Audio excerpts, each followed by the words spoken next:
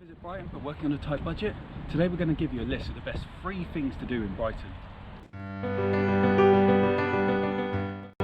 So we're starting off with the Rockery, which is based right next to Preston Park, a 90-minute walk from Brighton Station. The Rockery, or Rock Garden, was landscaped in 1935 by Captain McLaren. There's a waterfall running down to a lake right down the bottom. We've come across in November, so a lot of the leaves have fallen, but if you arrive in spring or summer, you'll see a lot of blossoming flowers.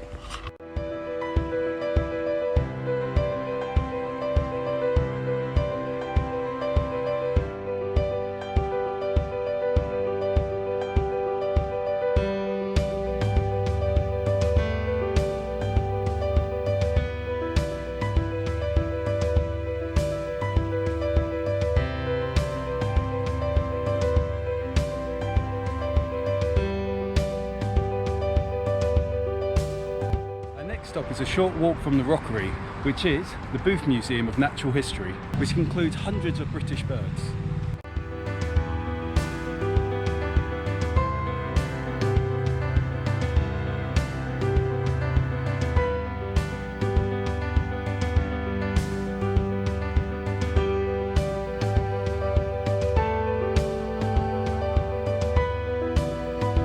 There's Open Market, located on London Road, halfway down. We just popped into Rainbows. We've got some hot chocolate with cream on top. We've also got Smalls inside, which has thunder hummus, which tastes amazing, really garlicky and great on falafels. The Open Market has been open for 50 years of trading. Inside there are over 40 stalls over on the weekend.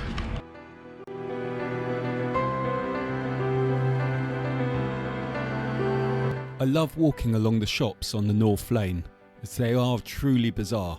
Some of the best to look out for include Bonsai Co, which sells little plants, Snooper's Paradise on Kensington Gardens, the White Rabbit Pub, go to Bert's, Oddballs, which sells juggling balls and skateboards. You've got Brighton Sausage Co, Dave's Comets, Dirty Harry, To Be Worn Again, Mad Hatters, Trafalgar Wines and Oliver's Brighton, as well as Comedia. If you call it street art or graffiti, Brighton has an abundance of it. Now we're on Trafalgar Lanes, which has probably the most in the whole of Brighton.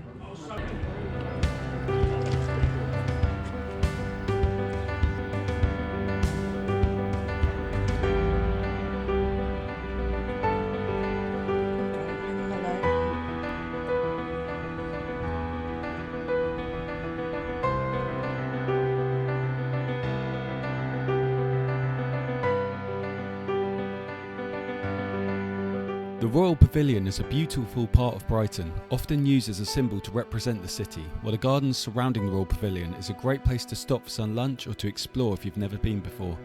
Also, in the summertime there will often be live music being played by local artists, or sometimes whole percussion groups are set up here. The Grade 2 listed building holds some unbelievable art which is normally housed in Buckingham Palace, while the gardens are free to walk around. There is also a cafe in case you fancy stopping off for a coffee. The Brighton Lanes is the swankiest area in town, containing pretty little cafes, a few traditional pubs, twisting alleyways and for some reason, a bizarrely large amount of jewellery stores. The lanes are a great place to walk through and explore, with no cars around. You don't have to be a fan of shopping, it's purely about exploring the bizarre store windows. Sadly, Chocky Wocky Doodah has shut down, which was arguably the highlight of the lanes.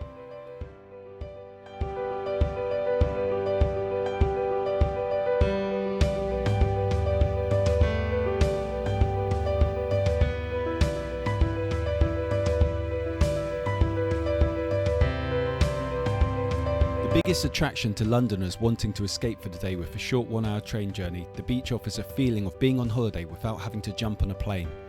If you walk straight down from Brighton Station along Queen's Road and West Street, then you'll be at the most busiest part of the beach, but keep walking along in either direction and it does get a bit calmer. I've always loved going along to Hove Beach near Hove Lawns, which is an equally nice place to relax in the summer. With the pier standing in the water, holiday makers enjoying fish and chips, people pretending the water isn't freezing and jumping in, the I-360 slowly lifting up, and the views of the derelict West Pier, Brighton Beach is certainly that little bit magic. This independent museum doesn't charge for entry, but as always, they would hugely appreciate your donations when visiting. Considering the fishing industry background of Brighton, this is a museum that highlights the seaside history and contains a 27-foot boat, as well as various photographs and prints. Found at the King's Road Arches on the seafront, the museum is open between 10 AM and 5 PM each day. Found at the King's Road Arches on the seafront, the Brighton Music Hall normally has a live performance if you visit over the weekend in the summer. It was also the common scene of local legend Disco Pete, who would rave it up to the music each weekend, however he sadly passed away at the age of 84.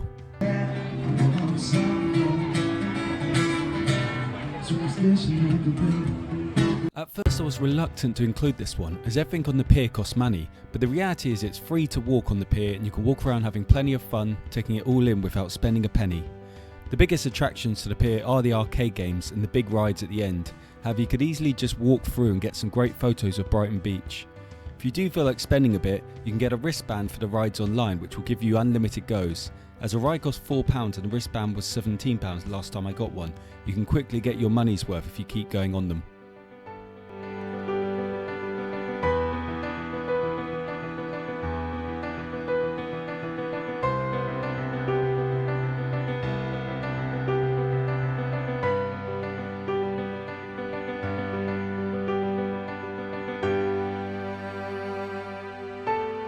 In Brighton has to be the Marina. It's actually just a walk straight from the pier. Only takes about 20 minutes. However, you can just hire a bike if you prefer. There's plenty of things such as bowling, cinema. However, if you're looking to do it for free, just walking around the harbour and looking at all the boats is amazing.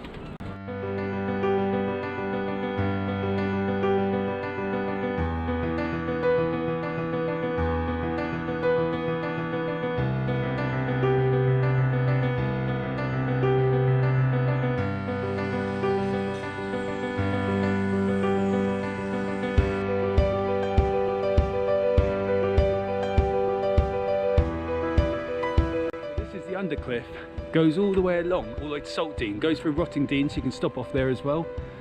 You can walk it. We're obviously on rental bikes, but yeah, you can walk it very easily. It's actually a really nice walk. It's getting pretty dark now, so you might not be able to see as good a view, but we're just alongside the marina right now. Raquel, you having fun? Yeah!